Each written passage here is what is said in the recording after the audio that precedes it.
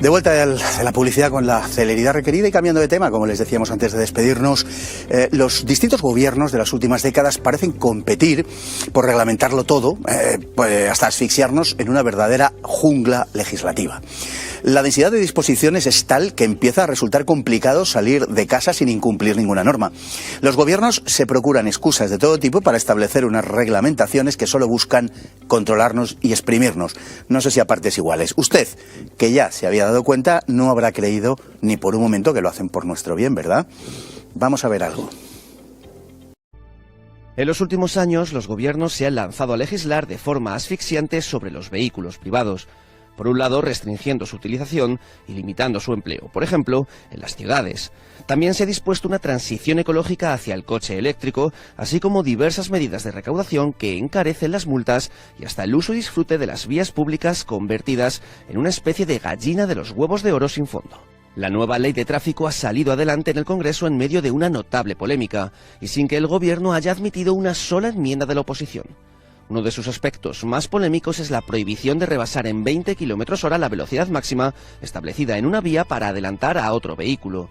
Una decisión contra la seguridad vial, puesto que multiplica por 3 el tiempo que el vehículo necesita para realizar la maniobra, poniéndose inútilmente en juego muchas vidas. Un adelantamiento medio de 77 metros se convierte en un rebasamiento en el que habrá que recorrer 190 metros en sentido contrario. Sujetar el teléfono móvil aunque no esté encendido supondrá la pérdida de 6 puntos y el pago de una multa de 200 euros.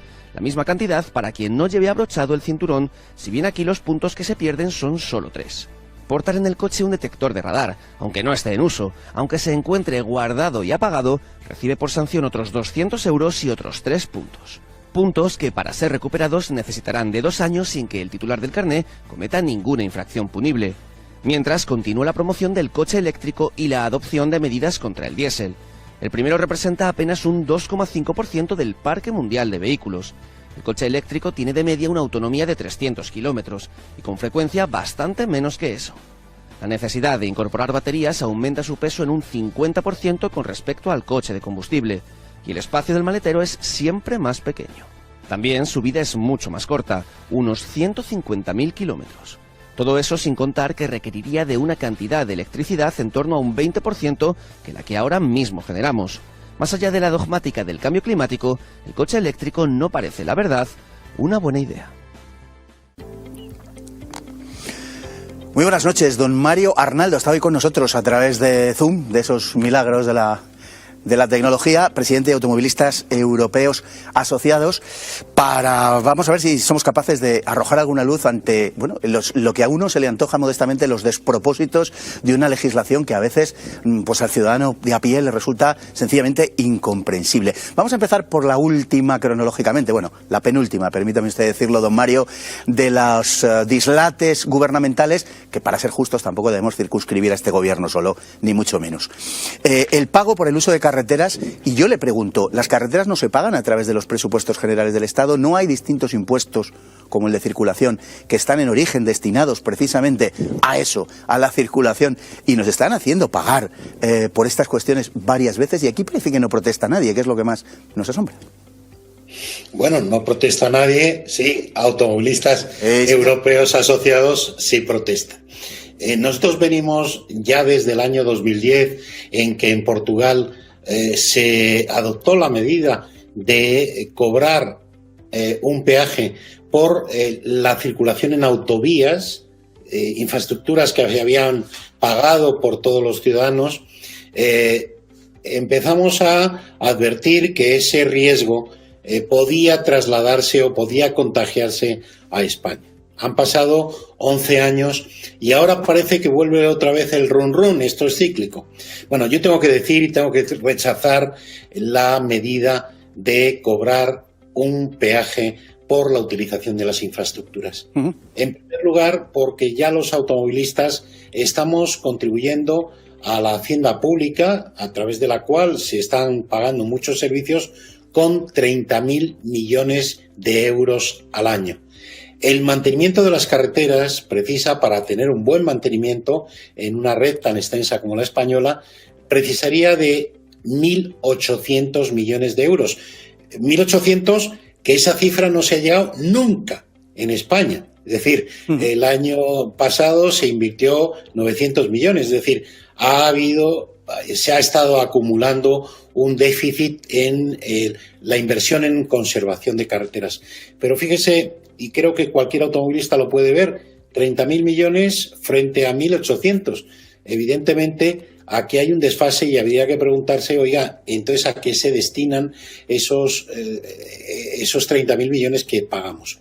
No es verdad que esta sea una imposición de la Unión Europea como pretende hacerse creer, y desde luego no a los automovilistas privados. El tema del transporte tiene un tratamiento distinto que habrá que separar. Pero lo cierto es que no es verdad que en Europa sea lo que se utiliza.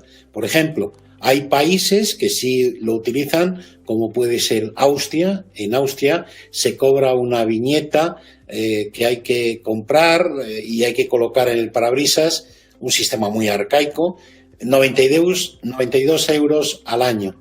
Pero hay que decir también que en Austria los automovilistas austriacos contribuyen no con 30.000 millones de euros como hacemos en España, sino con la mitad, con 15.000 millones. Pero es que además, por ejemplo, el IVA en la adquisición de un vehículo nuevo, que en España pagamos el 21%, en Austria se paga el 20%. Es decir, habrá que ver la fiscalidad en conjunto de lo que se está contribuyendo, porque desde luego este sistema de peajes es un sistema arcaico. Y además, este gobierno está llevando un discurso contradictorio.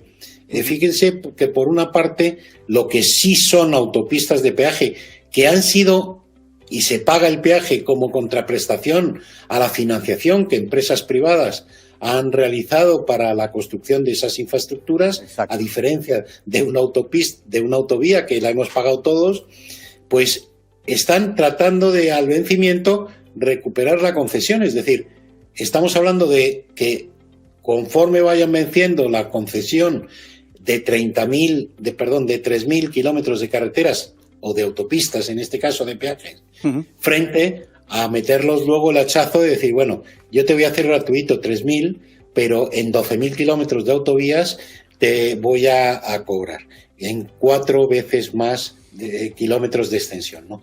Por tanto, es un sistema que es arcaico, es injusto, y nosotros somos contrarios a esta medida porque crea la insolidaridad de los territorios.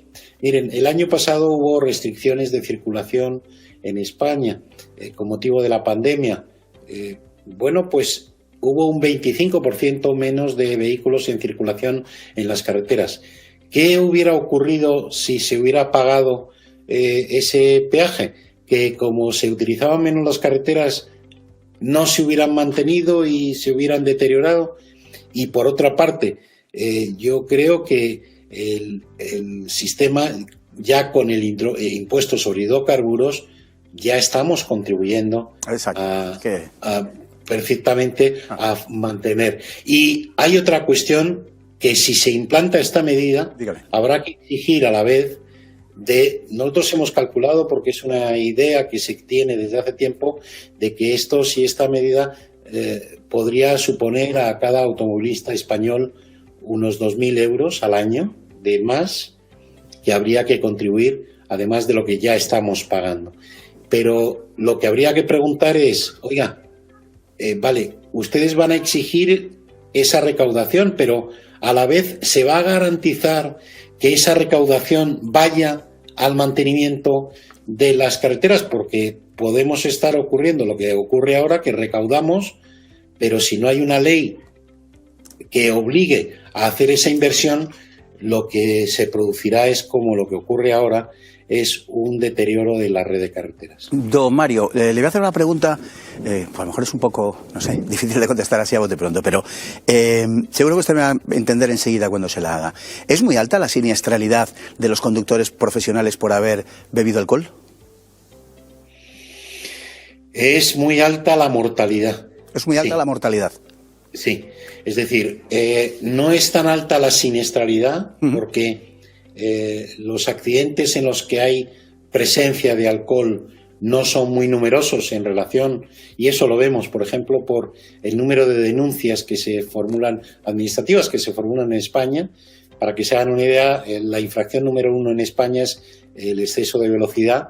Estamos hablando que cerca del 90% de las denuncias que formula la DGT son por exceso de velocidad, y el alcohol es una infracción afortunadamente mínima. Yo me refería, don Mario, sobre todo porque, según la información que se ha hecho pública pues en las últimas semanas, va a haber una obligatoriedad a partir del 6 de julio de 2022 de que los conductores profesionales, es decir, aquellos que transportan privados y aquellos que transportan mercancías y demás, van a tener como obligatorio el sistema de alcoholímetro antiarranque. Por eso le preguntaba acerca de la siniestralidad entre este tipo de conductores, entre los profesionales, porque uno no tiene esa sensación, pero, en fin, no manejo esos datos. No, por eso le decía que la siniestralidad no es muy alta, no es una infracción que sea frecuente, pero sí es de las mayores tasas de mortalidad. Es decir, cuando se produce un accidente, es un accidente mortal. El último informe del Instituto Forense establece que en el 42% de los accidentes mortales había presencia de alcohol y también de drogas, que es un tema preocupante en los conductores. Pero al hilo que me plantea, eso viene impuesto no por España, viene impuesto por la Unión Europea. Nosotros sí creemos que estos dispositivos, los dispositivos Alcoloc, es una buena medida para reducir los accidentes de tráfico. Pero para todos, incluso, para todos los usuarios, no solamente para los profesionales. Y lo digo porque nosotros no queremos que se utilizar el Código Penal. El Código Penal es un fracaso de una sociedad que actúa después de que se ha producido un hecho, un delito, y desgraciadamente lo que hay que hacer es prevenir. Miren, el dispositivo Alcoloc es un dispositivo que impide que pueda moverse el coche, que pueda arrancarse un automóvil, que aquel conductor que supera una tasa de alcohol, incluso se puede hacer también con las drogas. Por tanto, esto viene impuesto porque es un dispositivo que, igual que el cinturón de seguridad, es un buen sistema de seguridad. Los vehículos tienen que venir de fábrica, y lo que la normativa europea obliga es que a partir de esa fecha todos los vehículos de transporte, se empieza en principio por los vehículos de transporte colectivo, de transporte de mercancías. Fíjese, en Francia, por ejemplo, sin que exista todavía esa normativa europea, desde hace mucho tiempo los vehículos que se dedican al transporte escolar inicialmente y después al transporte de personas están obligados a incorporar este dispositivo antiarranque a personas que no están en condiciones para poder circular. Yo creo que la prevención es muy importante y, desde luego, nosotros sí somos partidarios de la introducción de este dispositivo. Por ejemplo, en Suecia y en otros países del norte de Europa, el sistema Alcoloc funciona no como un elemento obligatorio en los vehículos que vienen de fábrica, sino como un sistema alternativo al cumplimiento de las penas. Cuando a un conductor ebrio se le ha condenado con una privación del carnet de conducir, se le permite que sustituya la privación del carnet de conducir, el cumplimiento de esa pena, por la incorporación de este dispositivo en el vehículo.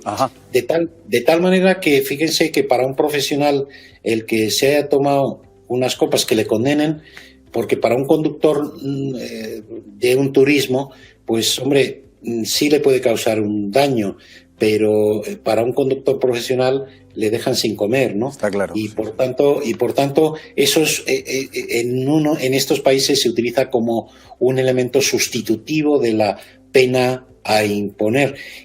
Tengo que decir que el dispositivo no es barato, lo tiene que pagar el condenado. Exacto. Si quiere acogerse a este dispositivo, pero yo creo que el que se vayan incorporando dispositivos de seguridad que impiden que se produzca una situación de riesgo, yo creo que es importante. Nosotros pensamos que la tecnología y no las multas son las que van a conseguir reducir los accidentes y las víctimas en la carretera. Hay otro asunto, bueno, hay muchos, pero hay otro asunto particularmente polémico que ha sido la prohibición de aumentar en 20 kilómetros por hora la posibilidad, digo, de aumentar esa velocidad a la hora de adelantar, ¿no? Y bueno, según en fin, yo soy lego en esta materia, pero según me he estado documentando, la mayor parte, no todos, hay que decirlo, pero la mayor parte de las asociaciones están en contra de la ley, es decir, están a favor de que esa velocidad se puede incrementar porque multiplica por 3 el tiempo que una persona tiene que pasar adelantando a otro vehículo ocupando la calzada en sentido contrario, ¿no? Entonces es un riesgo para el conductor evidente. ¿Cuáles son los argumentos en los que se han basado para justificar esto? Pues no lo sé. Yo creo que aquí hay una especie de mantra que se quiere utilizar con el tema de la velocidad, y yo creo que hay un planteamiento desenfocado. Y yo espero que además esta medida, ahora mismo en las Cortes, en el Senado, hay una tramitación de una reforma de la ley de tráfico.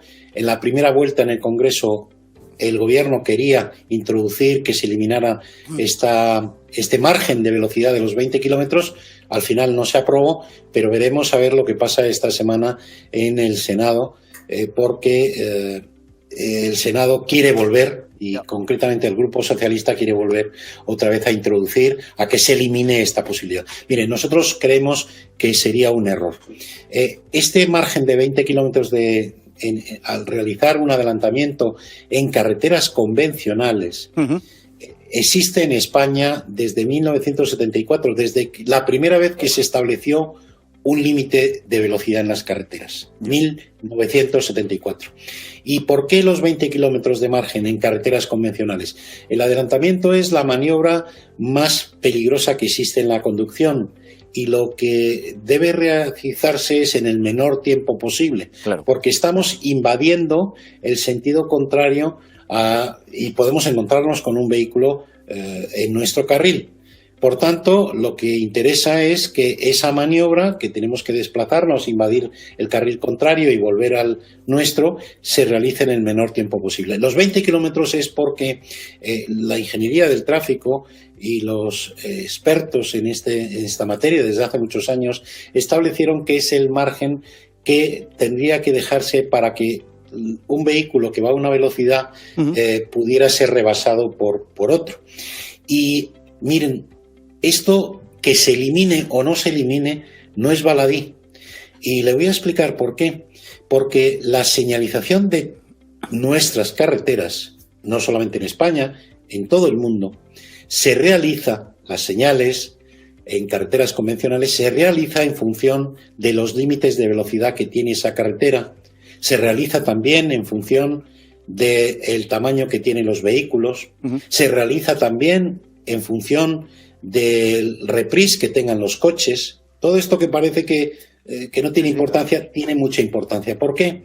Porque de acuerdo con esos parámetros, los ingenieros del tráfico y las normas de señalización han estado pintando líneas continuas y discontinuas, es decir, lugares donde se podía adelantar y lugares donde no se puede adelantar, teniendo en cuenta una cosa que es muy importante en la conducción, que se llama la distancia de visibilidad en el adelantamiento. Bien, si en España desde el año 74 se ha estado utilizando una normativa y se ha estado señalizando de acuerdo con esos criterios, si eliminamos ese factor, lo que puede ocurrir es que tramos de carreteras donde hoy está permitido el adelantamiento, mañana sería peligroso realizarlo. Por tanto, lo que no se puede adoptar esa medida sin tener en cuenta también que habría que reseñalizar toda la red de carreteras que hay en España, la red de carreteras convencionales. Y eso es peligroso. Miren, para que lo entiendan los espectadores, nosotros podemos hacer una carretera. Las carreteras secundarias son las que tienen doble sentido de circulación. Bueno, las podemos hacer muy seguras. ¿Cómo? Poniendo un muro en medio y prohibiendo que en todo el trayecto no se pueda realizar ningún adelantamiento. Piensen en una carretera de 300 kilómetros, por ejemplo, y prohibimos el adelantamiento en todo el tramo. es verdad que no se va a producir, como ocurre en las autovías, ningún accidente por colisión frontal. Pero ¿qué ocurre si nos encontramos en un trayecto, en un tramo, un tractor? Pues que lo que vamos a hacer es crear un tapón y un colapso y no va a haber movilidad en esa carretera. Por tanto, aquí, insisto, lo que no se puede es adoptar esa medida sin, además, aportar informes técnicos. En la tramitación de la ley, en esta medida no se ha aportado ninguno y lo estamos pidiendo. Estamos pidiendo, aporten ustedes algún informe técnico que avale esta medida de alguien. Y tengo que decir también, porque he oído de algunos corifeos que tiene la Dirección General de Tráfico decir que en Europa es que esto no existe, que esta medida no existe en ningún país de Europa. Mire, en Europa esta norma técnica de señalización es distinta. En Francia las condiciones de circulación son distintas a las de España y la norma que establece cómo hay que señalizar, en qué tramos hay que señalizar, prohibiciones y posibilidad de adelantar son distintas. En el Reino Unido igual y por tanto no podemos decir que esto es lo que no existe en Europa. Está claro. Una última pregunta y es, que es algo que rebasa el nivel de lo anecdótico, por eso se lo pregunto. ¿Es verdad que el señor Pere Navarro, director general de tráfico, no tiene carnet de conducir? Yo no lo creo. Yo creo que sí tiene carnet de conducir. Esa es una leyenda negra, como muchas de las que hay. Sí, digo que sabe usted que se dijo, ¿no? Sí. Y su desempeño parece avalar esa leyenda negra. Se dijo, pero yo creo que no. El director general de tráfico es un hombre inteligente, no tengo ninguna duda. Y tengo que decir, y hemos tenido muchas posiciones encontradas, las seguimos teniendo, pero es un hombre que desde luego una de las cosas que ha ganado es el de la opinión pública. Es un hombre que atrae la atención y desde luego ha contribuido en cierta manera, no por las medidas que ha adoptado, que muchas de ellas son equivocadas, pero sí algo muy importante es que se hable de la seguridad vial. Y en este sentido, la seguridad vial ha estado muy presente y sigue estando presente en la conversación cotidiana, en la opinión pública y, por tanto, es un elemento que sí es necesario. Yo, desde luego, lo del carnet de conducir, yo creo que sí lo tiene. Yo creo que es una leyenda de alguien malvado que quiso o gastarle una broma o pues desacreditarle de alguna manera. O que quiso explicar los sinsentidos de nuestra administración. En cualquier caso, como le digo, muchísimas gracias, don Mario. Hay que decir, en honor a la verdad, que el director general de tráfico ha dicho sobre el coche eléctrico algunas cosas muy sensatas. Pero bueno, de eso trataremos en otra ocasión. Muchísimas gracias, como le digo, don Mario, por estar hoy con nosotros y muy buenas noches. Un cordial saludo. Cordial saludo.